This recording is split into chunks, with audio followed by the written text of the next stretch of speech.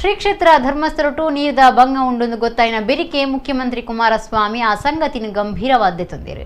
ಎಲ್ಲಿ ಅಣೆಕಟ್ಟು ಕಟ್ಟದು ನೀರಿದ ಸಮಸ್ಯೆ ಪರಿಹಾರಗೂ ನಿಘಂಟು ಮಲ್ತದೆ. ಮುಖ್ಯಮಂತ್ರಿ ಎಚ್.ಡಿ. ಕುಮಾರಸ್ವಾಮಿ ಸೂಚನೆದಂಚ ರಾಜ್ಯದ ಮುಖ್ಯ ಕಾರ್ಯಂತಿರು ಟಿ.ಎಂ. ವಿಜಯ ಭಾಸ್ಕರ್ ಶ್ರೀ ಕ್ಷೇತ್ರ ಧರ್ಮಸ್ಥಳದ ಧರ್ಮಾಧಿಕಾರಿ ಡಾಕ್ಟರ್ ವೀರೇಂದ್ರ ಹೆಗ್ಗಡೆರ ಫೋನ್ ಮಲ್ತದು ಪಾತಿರ್ದಿರು. ನನೊಂದು ಚೆಕ್ ಡ್ಯಾಮ್ ಕಟ್ಟಾದು ಕುರುಡೊಂದು ಹೆಗ್ಗಡೆರು ಕೇಂಡೊಂದಿರು. ವಿಜಯ ಭಾಸ್ಕರ್ ಸೂಚನೆದಂಚ ಜಿಲ್ಲಾ ಪಂಚಾಯತ್ ಮುಖ್ಯ ಕಾರ್ಯತೋವನಾಧಿಕಾರಿ ಡಾಕ್ಟರ್ ಆರ್ ಸೆಲ್ವಮಣಿ ಎಲ್ಲಿ ನೀರಾವರಿ ಇಲಾಖೆ ಅಧಿಕಾರಿಗಳು ಸೋಮವಾರ ಬಯ್ಯಗ್ ಧರ್ಮಸ್ಥಳಕ್ಕೂ ಪೋದು ನೇತ್ರಾವತಿ ಸುದೆ ಕೈತಲ್ದ ಕಿಂಡಿ ಅಣೆಕಟ್ಟನ್ನು ತುಯ್ಯರು.